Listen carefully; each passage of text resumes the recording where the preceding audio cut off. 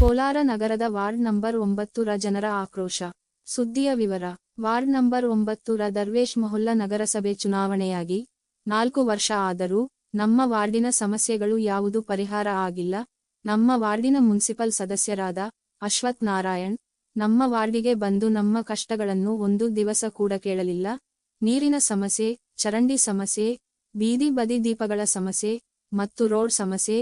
ನಮ್ಮ ವಾರ್ಡಿನಲ್ಲಿ 15 ವರ್ಷದ ಹಿಂದೆ ಏನು ಕೆಲಸ ಆಗಿದೆಯೋ ಅಷ್ಟೇ. ನಮ್ಮ ವಾರ್ಡಿನ ಸದಸ್ಯರು ಇದ್ದರ ಇಲ್ಲವೋ ಅದು ಕೂಡ ನಮಗೆ ಗೊತ್ತಿಲ್ಲ. ಅಕಸ್ಮಾತ್ ಇದ್ದರೆ ನಿಮ್ಮ ವಾರ್ಡ್ 9ರ ನಿಮಗೆ ಜ್ಞಾಪಕ ಇದ್ದರೆ ನಿಮ್ಮ ವಾರ್ಡಿನ ಜನತೆಗೆ ಸಂಪರ್ಕಿಸಿ ನಮ್ಮ ವಾರ್ಡನ ಕಷ್ಟಗಳನ್ನು ಪರಿಹರಿಸಬೇಕೆಂದು ನಿಮ್ಮಲ್ಲಿ ಕಳಕಳಿಯಿಂದ ಮನವಿ. ವಾರ್ಡಿನ ಸಮಸ್ಯೆ ಬಗ್ಗೆ ಮುನ್ಸಿಪಲ್ ಕಮಿಷನರ್ ಆಫೀಸ್ ನಲ್ಲಿ ಅರ್ಜಿಯನ್ನು ಸಲ್ಲಿಸಿರುತ್ತೇವೆ. ಈ ವಾರ್ಡಿನ ಬಗ್ಗೆ ನೀವು ಗಮನಹರಿಸಬೇಕೆಂದು ವಾರ್ಡ್ ನಂ 9 ಜನರು ಮಾಧ್ಯಮದರೊಂದಿಗೆ ಮಾತನಾಡಿದರು. ಮತ್ತು ನಗರಸಭೆಯ ಅಧ್ಯಕ್ಷ ಮತ್ತು ಉಪಾಧ್ಯಕ್ಷರ ಚುನಾವಣೆ ಇರುವುದರಿಂದ ನಗರಸಭೆಯ ಅರ್ಧದಷ್ಟು ನಗರಸಭೆಯ ಸದಸ್ಯರು ಕಾಣೆಯಾಗಿದ್ದಾರೆ. ಇದೇ ಸಂದರ್ಭದಲ್ಲಿ ಅಮಾನುಲ್ಲಾ, ತಜಮುಲ್ ಪಾಷಾ, ಫಯಾಜ್ ಪಾಷಾ, ಜಮೀರಾ, ಏಜಾಜ್ ಅಹ್ಮದ್, ಖಾಜಾ, ಸಾದಿಕ್, ಅನ್ವರ್, ಶೌಕತ್, ಅಕ್ರಮ್ ಮತ್ತಿತರರು ಪಾಲ್ಗೊಂಡಿದ್ದರು.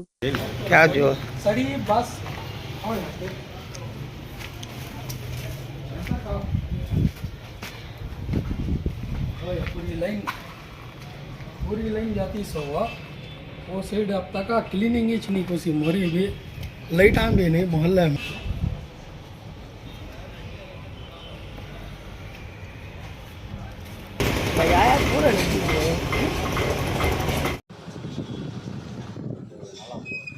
ಅದೇ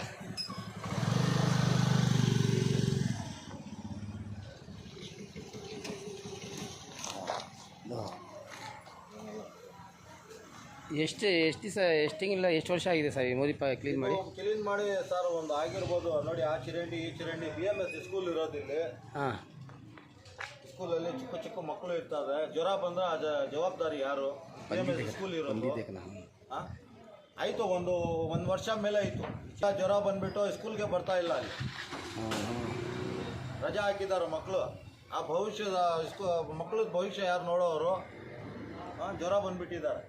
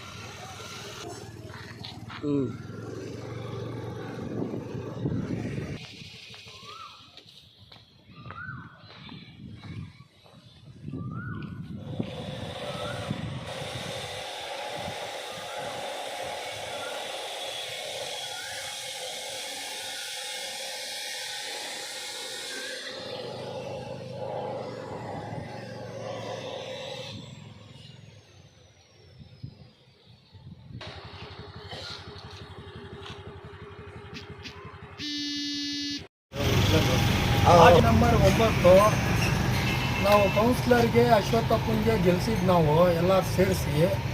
ಅವತ್ತು ಹೂವು ಹಾರು ಒಂದು ಹಾಕ್ಕೊಂಡು ಹೋಗಿರೋದು ಇದಾನೆ ಅಂತ ಗೊತ್ತಿಲ್ಲ ನಮಗೆ.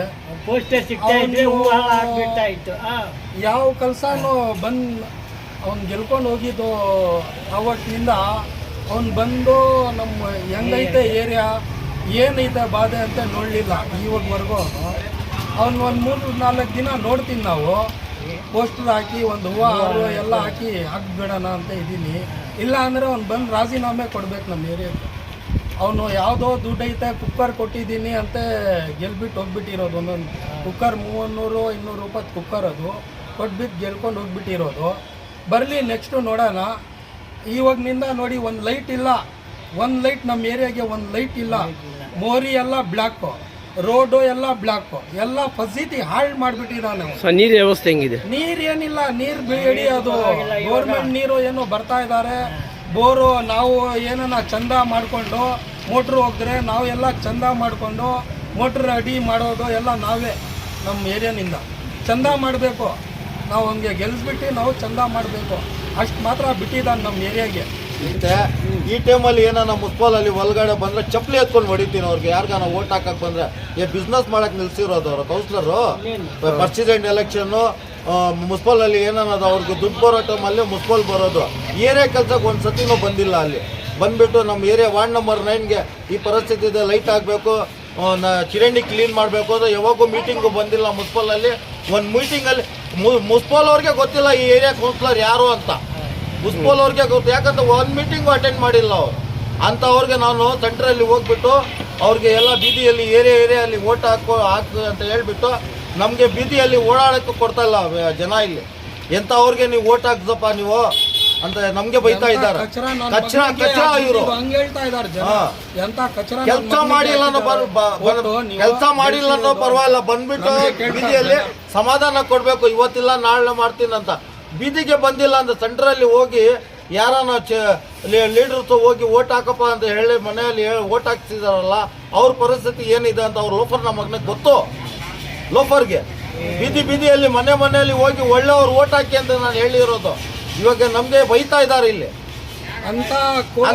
ಇಂಥ ಕೋಲಾರಲ್ಲಿ ಇಂಥ ಕಚ್ರಾ ಕೌನ್ಸಿಲರ್ ನಾವು ಇವಾಗ ಲೈಫಲ್ಲಿ ನೋಡಿಲ್ಲ, ನೋಡೋದು ಇಲ್ಲ ಅಂತ ಥರ್ಡ್ ಕ್ಲಾಸ್ ಕೌನ್ಸಿಲರ್.